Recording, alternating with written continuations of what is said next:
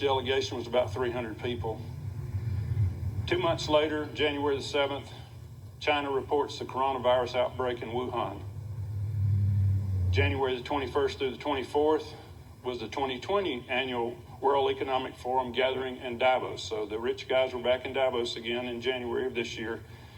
And Bill Gates and his CEPI that I just announced, they announced a coronavirus vaccine program with partnerships including Inovio and Moderna and the United States National Institute for Allergy and Infectious Diseases, which is led by none other than Dr. Tony Fauci, who is now the chief medical advisor to President Trump, who you see on TV in these daily briefings that we're getting. He's an interesting character because he wrote in March in the prestigious New England Journal of Medicine that this coronavirus was going to be a nothing. It was going to be similar to the seasonal flu. But when he went in front of the television cameras, he told American people this coronavirus is 10 times worse than seasonal flu, may kill 2 million Americans if we do nothing. It still may kill 200,000 Americans even if we shut down the country and shelter in place. There's no known vaccine, he said, and it's going to take 12 to 18 months to get a vaccine even ready for trials. Of course, the question is where did Dr. Fauci get all those numbers? Where did he get the model of the 2 million people and 200,000 people? Well, it turns out that came out of the University of Washington, the Institute for Health Metrics and Evaluation, which is funded by the Bill and Melinda Gates Foundation. Before the thing was over in Switzerland, we had something going on at the United States Capitol. On January the 24th, the United States House of Representatives began drafting a coronavirus stimulus bill called the CARES Act.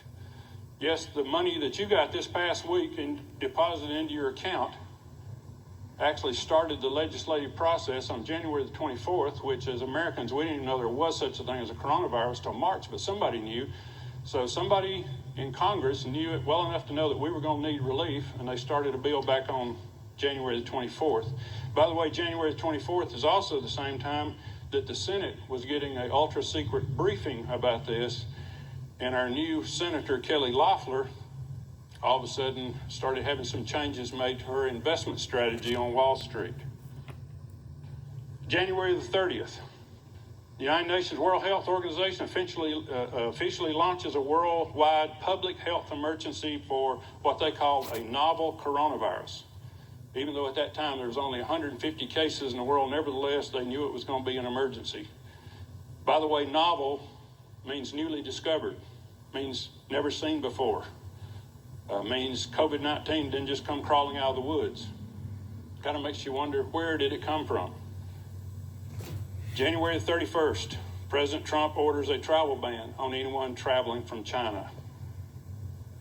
4 days later, January the 4th, the Centers for Disease Control decided not to use the World Health Organization's COVID-19 test kits.